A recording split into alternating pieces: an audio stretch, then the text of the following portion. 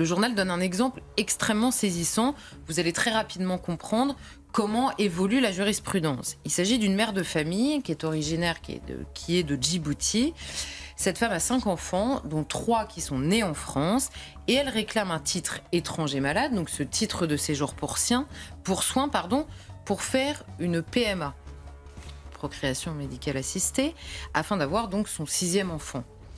Les médecins de l'OFII, qui sont donc chargés de l'évaluation de sa demande, refusent en disant qu'elle ne répond pas aux critères. Elle, cette femme, saisit la justice administrative, donc elle apporte son dossier pour faire une PMA. Vous conviendrez avec moi qu'il n'y a pas de maladie très directement, enfin pas de maladie que guérisse la PMA, on va dire, ni d'urgence vitale liée à cette maladie. Et puis elle a déjà 5 enfants.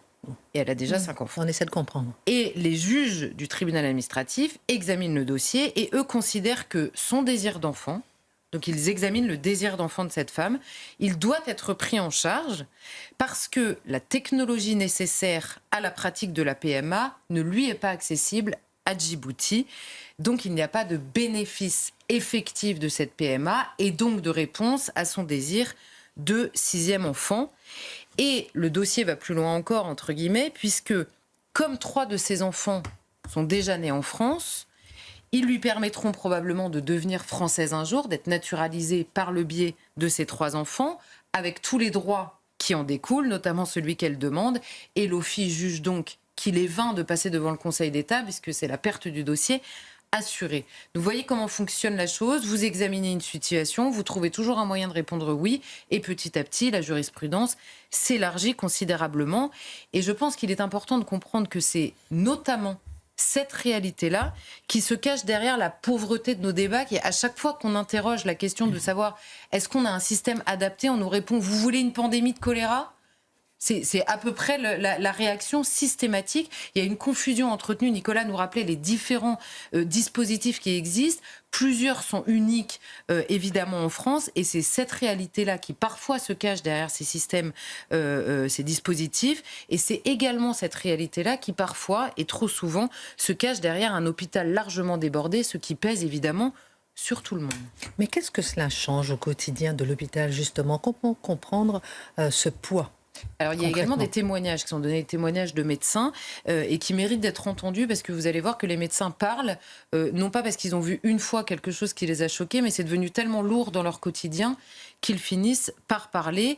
Pourquoi ? Parce que le risque, c'est l'effondrement de tout un système de santé et il faut quand même avoir à l'esprit que si le système français de soins s'effondre, les Français n'y auront plus droit. Or, c'est eux qui l'ont alimenté, qui l'ont permis depuis des années. Mais même les étrangers n'y auront plus accès puisqu'il n'existera plus.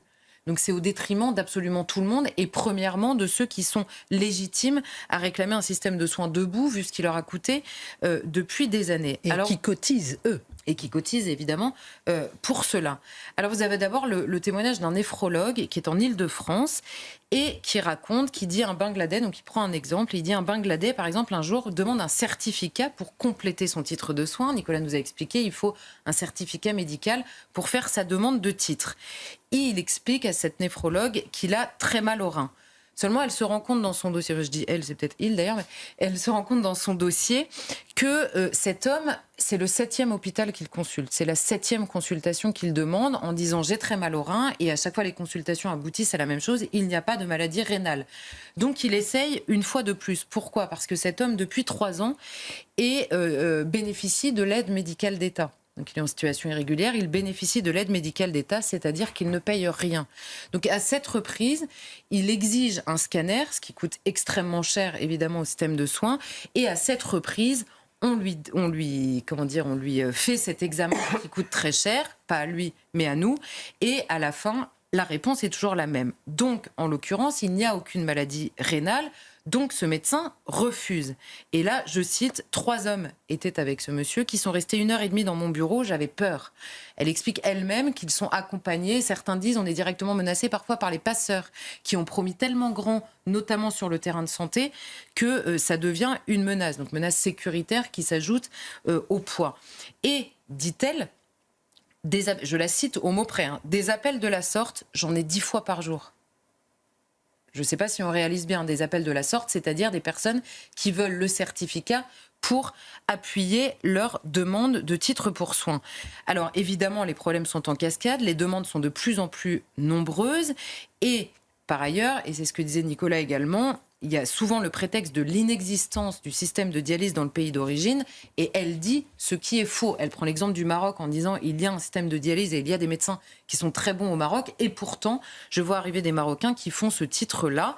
Et en France, elle évoque évidemment ce problème de manque de greffons. C'est quand même grave, d'autant que les étrangers qui sont parfois dans des situations médicales moins bonnes, on va dire qu'un patient qui est suivi en France depuis longtemps, passe parmi les premiers à pouvoir bénéficier de cette greffe de rein. Là, je pense que personne ne contestera l'idée d'une injustice absolument majeure et dans laquelle la vie de tous les patients qui sont examinés sont en danger de la même manière. Donc il faut bien choisir que la préférence soit systématiquement étrangère, peut-être vécue très légitimement comme une injustice. J'ai une dernière question pour vous, mais Nicolas, réfléchissez peut-être à est-ce que finalement ça représente beaucoup dans le système de santé ou pas? Peut-être qu'on parle, vous avez parlé qu'on peut aller jusqu'à 2,2 milliards pour un malade. 2,2 millions, ce qui est déjà énorme. Oui, pardon, millions. Qu'est-ce que ça représente en tout dans le système de santé? Est-ce que c'est beaucoup ou pas? Vous me répondez? Non, réfléchissez, répondez-moi. D'abord, Charlotte. Oui, je poursuis.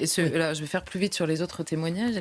Oui, mais vous avez un oncologue qui, cette fois-ci, dans le Grand Ouest, par ailleurs, ils ne sont pas tous au même endroit, qui explique le phénomène des arrivées d'étrangers dure depuis des années et il prend l'exemple de l'oncologie pédiatrique en disant c'est une oncologie qui est extrêmement spécialisée, hyper spécialisée et nous avons en France, nous prenons en charge un très petit nombre de patients, Dieu merci, j'ai envie de dire. Il y a 2500 cancers d'enfants nouveaux chaque année. Donc il explique très simplement que dans un service hyper spécialisé, prévu pour un cas raisonnable, pour un nombre raisonnable de cas, vous avez 3, 4 dossiers seulement qui arrivent dans un service et évidemment le service entier ne peut pas suivre. Et je cite encore, du bouche à oreille renforcé par les réseaux sociaux. La France est un pays très généreux, l'État fait beaucoup. L'une de nos difficultés, en plus donc de cette prise en charge qui est connue par le biais des réseaux sociaux, donc en effet de l'attractivité du modèle français, c'est la prise en charge, continue ce médecin, la prise en charge sociale des familles. Parce que quand l'enfant vient, obtient le titre de soins et soigné, la famille, il faut organiser le logement, les repas. Vous voyez le poids que tout ça représente. On a un interne en chirurgie orthopédique, il est en Île-de-France, et qui explique, alors lui il dit le rapport avec les étrangers est désormais quotidien, il cite essentiellement le Maghreb, la Libye et la Syrie. Et alors là, il donne un autre exemple. Le soir, toutes les urgences du jour sont examinées pour programmer les opérations du lendemain. Seulement, les places sont limitées dans le bloc opératoire. Donc qu'est-ce qui se passe? Il dit il n'y a pas de transfert d'étrangers vers les hôpitaux privés. C'est impossible de le faire. Les étrangers ne peuvent pas être transférés vers les hôpitaux privés. Donc, les Français y sont transférés.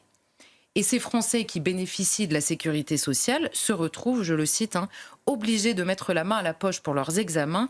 On ne leur laisse pas le choix. Donc vous avez des Français qui arrivent à l'hôpital et on leur dit vous allez aller dans le privé, vous allez payer vos soins parce que les étrangers ne peuvent pas être transférés dans le privé et on ne peut pas non plus leur demander d'argent en raison de leur situation.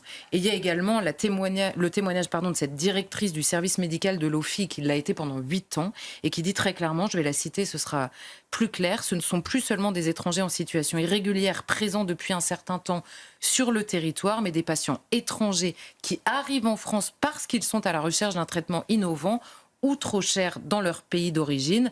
Donc du principe de pronostic vital imminent et engagé, on est passé à la recherche, et ce sont ces termes, de l'amélioration de la qualité de vie pour des maladies chroniques au détriment des Français qui ne parviennent plus à se faire soigner comme ils devraient l'être en raison du système qu'ils ont eux-mêmes et qu'ils continuent eux-mêmes à soutenir aujourd'hui.